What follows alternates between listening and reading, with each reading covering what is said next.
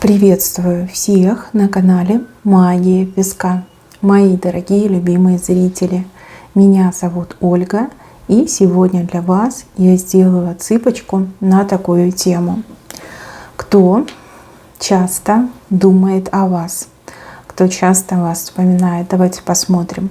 Загадайте, пожалуйста, на себя. Ни о ком другом думать не надо. Нужная информация найдет вас сама. Я прошу высшие силы дать мне возможность ответить на все ваши вопросы и послать для вас только лишь самую важную, нужную и полезную информацию.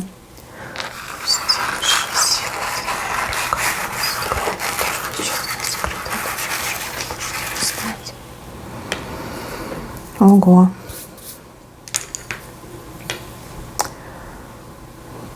Так. Буква С. Буква Н, буква А или Л, еще буква М. Возможно, это инициалы мужчины. Опять же, вы разные, мужчины могут быть разными.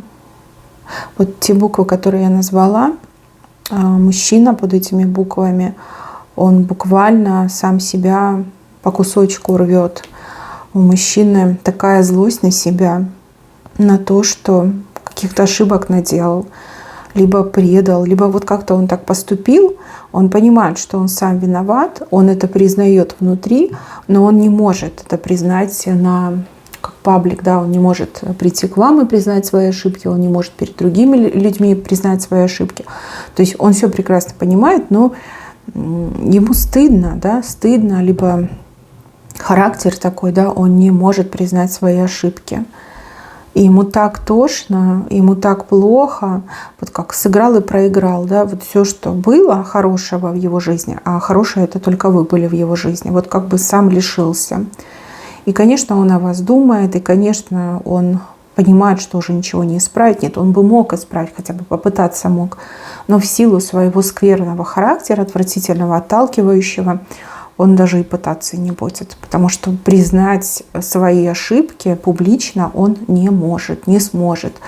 У него даже какая-то была попытка с вами поговорить, то ли он все испортил, провалил, то есть пришел вроде как покаяться, признаться, а вместо этого случилась ссора, либо вообще начал какие-то права качать, что типа это все из-за тебя, хотя это все из-за него.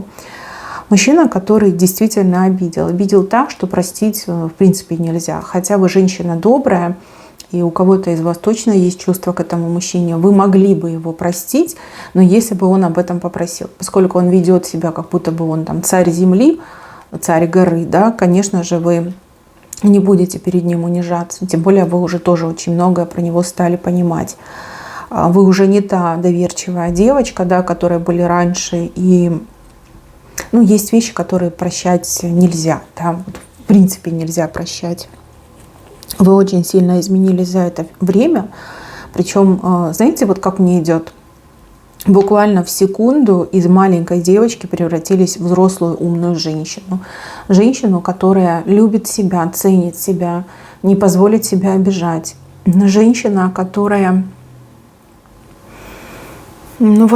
буквально становление, да, прошла становление, преображение и перезагрузку в моменте. Но с вами это случилось из-за чего? Из-за большой боли, из-за сильной боли.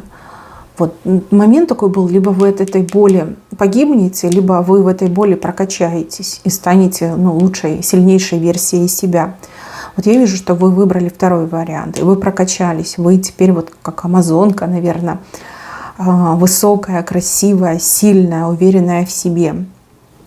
К мужчине, который о вас думает, но кто-то из вас прям презрение испытывает, а кто-то жалость, да, потому что вы понимаете, что он дурачок, вы понимаете, что у него мерзкий характер, он от этого характера страдает не только в личной жизни, он на работе может страдать из-за этого характера и в отношениях с другими людьми, потому что постоянно всех распекает, критикует.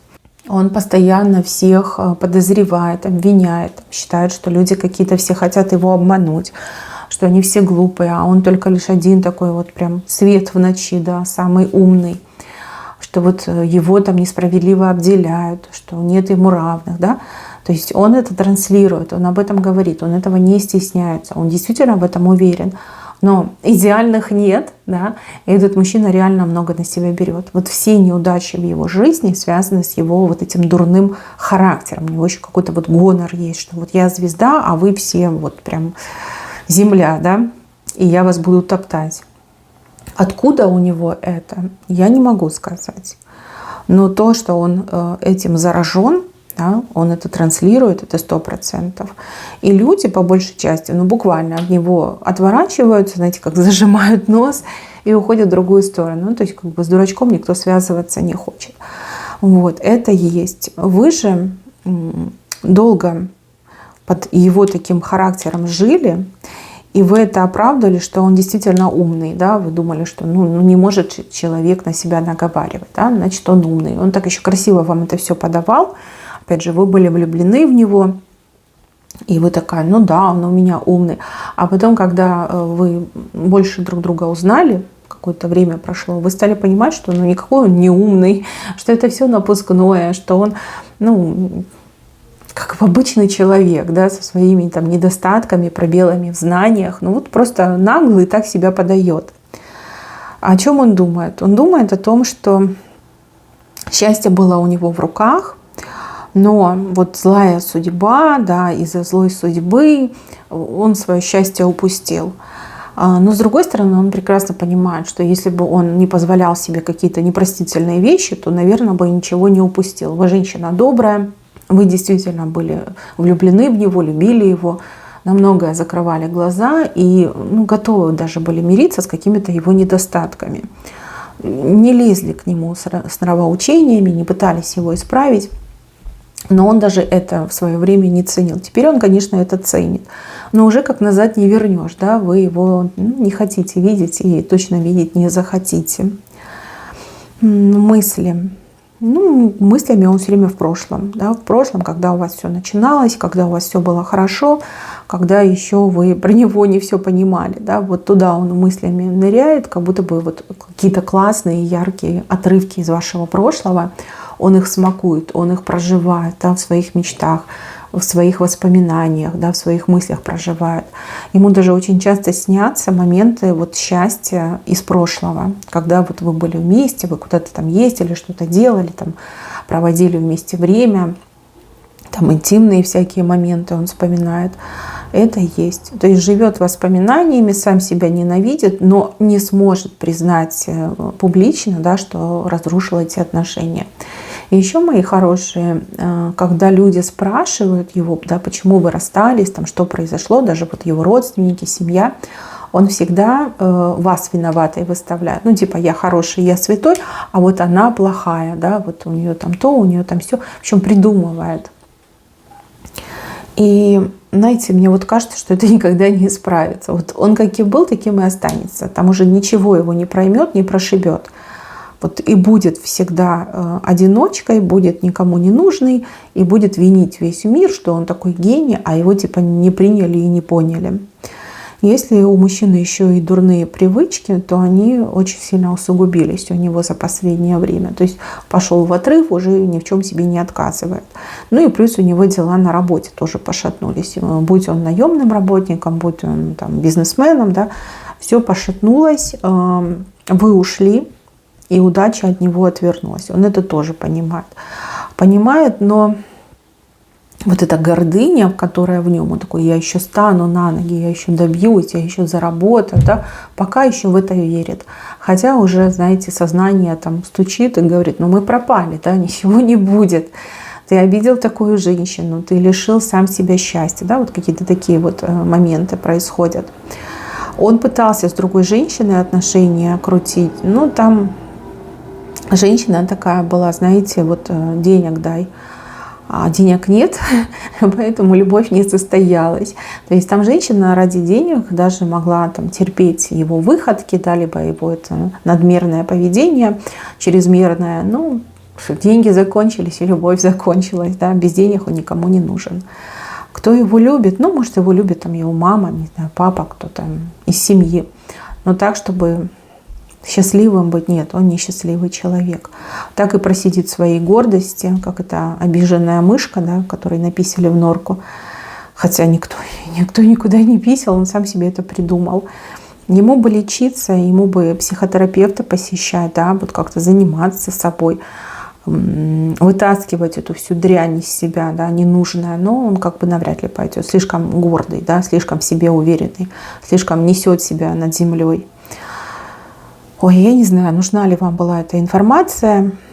Может быть, вы, да, переживали, что вдруг он опять там появится, нарисуется. Нет, не появится, не нарисуется, потому что, а с чем он придет? Будет вас опять обвинять? Ну нет, вы уже такое слушать не будете. Возможно, вы ему так и сказали в последний, крайний раз, да, когда вы общались. Ну, точно нет.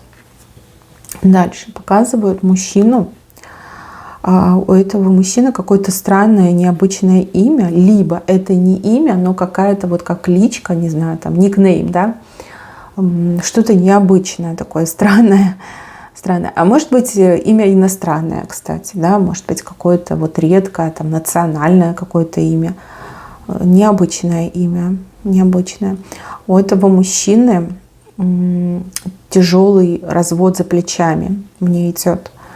Развод, от которого он еще до конца не оправился. Либо еще идут какие-то вот судебные заседания, где проходит этот бракоразводный процесс. Этот мужчина буквально, да, из всех этих обстоятельств стоял на краю пропасти. Да, он там потерял смысл жизни, он такой, все, типа, никому не верю, все очень плохо, все очень болезненно. И тут он увидел вас. Где-то вы с ним виделись, может быть, даже познакомились. Ну, вспоминайте, есть ли у вас какие-то знакомые со странными там никнеймами, кличками, либо именами, кто именно вот развелся, либо разводится сейчас. Вот, этот мужчина, он буквально в ваш образ вцепился, да? Может быть, он таких красивых, как вы, никогда не видел. Может быть, в самый трудный момент, темный момент жизни вы к нему проявили, не знаю, доброту, да, может, вы его пожалели, может быть, вы его как-то поддержали, да, вот что-то вы сделали, может, просто появились, а может, еще что-то сделали. Вот. И этот мужчина достаточно часто о вас думает, но себя он считает каким-то, знаете, нездоровым, психологически нездоровым, да, немножко раненым себя считает. Говорит, ну, сейчас у меня еще раны, да, они не зажили, тем более, может, только он развелся, да, может, он еще только разводится. Посвятить себя вам он сейчас не может. То есть ухаживать за женщиной, там, дарить ей свое внимание, окружить своим вниманием, там, ну, конфетно-букетный этот период, он не может себе позволить, потому что у него нет на это сил, да, здоровья не хватает. Ну а что, он будет звать вас на свидание, рассказывать, как у них там все сбывшее было, да, либо плохо закончилось, либо он будет вам рассказывать, что там у него на суде, на бракоразводном процессе было, ну тоже как-то, знаете, не очень. Вот этот мужчина, он очень часто предается мечтам о вас. Вот все думает, какая вы хорошая, какая вы светлая, какая вы добрая. И у него в мечтах вы общаетесь, вы встречаетесь. Там нет каких-то интимных моментов, хотя как женщина вы ему очень понравились. Но больше, вот знаете, как душа согревается, когда он о вас думает. А думает он о вас часто. Особенно в последнее время. Просто с вами просыпается с вашим образом и с вашим образом засыпает. Очень нравитесь, прям тянет, но он не готов, да, не готов сейчас к каким-то моментам ухаживания, да, либо серьезным предложением. Знаете, вот что-то мне подсказывает, что как только этот мужчина более-менее там войдет в колею, поправится, либо разведется до конца, вот что-то будет. Он будет к вам как-то проявляться, он будет, ухаживать за вами, там, на свидание звать, вот рядом, да, он будет рядом, так мне идет. Так что поживем, увидим, девочки. Мужчина, он хороший, просто женщина ему не повезло. Вот как вам с этим не повезло, так ему с женщиной не повезло. Вот, бывает такое, да. Нет плохих мужчин, нет плохих женщин, просто есть испорченные люди. И, к сожалению, эти испорченные люди умеют втереться в доверие, да, либо могут быть максимально очаровательными и запудрить мозги умеют, да. И еще о вас думает какая-то женщина. Эта женщина, она вам точно не чужая. Вы с ней то ли в родственных связях состоите, то ли в дружеских связях. Эта женщина, она для вас что-то хочет сделать, либо чего-то хочет добиться. И сегодня, скорее всего, может быть, вчера, она с кем-то по поводу вас говорила, а человек как-то, знаете, ответил сквозь. И она такая: ну нетушки, я такое не принимаю. Она еще будет о вас говорить. Да? Может, она вам ничего не обещала, но вот тем не менее, она как заинтересованное лицо. И этой женщине еще очень хочется, чтобы вы чаще общались, либо больше общались. Потому что ей вообще хочется где-то рядом с вами поближе быть. Женщина, она такая, знаете, хваткая. Вот если что-то там решила, либо как чего-то хочет, она обязательно этого добьется. И я еще думаю, что вы немножко с ней разные, потому что вы более такая спокойная, как бесхитростная и менее активная, да, чем эта женщина. А эта женщина как противовес вам идет. Но опять же, это нисколько не портит вашу дружбу. Просто с такой подругой, либо с такой родственницей рядом вы точно не пропадете. То есть она и себя вытащит, и вас за собой подтянет. Есть у нее такая хватка. И единственное, что у нее характер какой-то, он иногда меняется. Да? Она может быть резкой, либо наоборот такой очень мягкой. Возможно, это, как климакс, преклимакс, бывает такое, да. А возможно, в принципе, у нее такая психика, да, вот защита от перегорания, поскольку она очень активный человек, да, защита от перегорания. Ну, что я вам скажу? Хорошая женщина, общайтесь. Она вот такая сама желанное получит и вам поможет ваше желание осуществить. Что есть, то есть. Так, и еще есть один персонаж, только вот я не могу сказать, кто это, мужчина или женщина. Но там по девятке идет. Девятка — это взаимодействие, какие-то общие дела. Не обучение, а скорее всего какая-то работа, да. Либо вы на этого человека работаете, либо этот человек может работать на вас, либо делать для вас какие-то услуги. Человек думает о том, что нужно о чем-то вам поговорить, и разговор достаточно важный, сложный. Человек не знает, когда и с чего начать. Да? Может быть, этот человек в ближайшие дни с вами свяжется, возможно, этот человек вас пригласит, либо куда-то позовет для того, чтобы вот разговор у вас состоялся. И желательно, чтобы вы не отказывались, потому что в этом разговоре будет нечто важное и перспективное для вас. То есть как взаимовыгодно, да, это взаимовыгодно. И человеку выгодно с вами договориться, и вам будет выгодно договориться с этим человеком. Может быть, человек в голове еще не сформулировал, да, вот что сказать, как предложить, как заинтересовать, там, что посулить вам. Может быть так. А может быть, у человека занятость, да, загрузка какая-то идет. И человек такой: так, немножко разгребусь, и тогда уже мы поговорим, тогда уже мы все обсудим. Но, в принципе, неплохо. Мои хорошие, на этом все. Берегите себя. Всем спасибо за внимание. Всем пока-пока.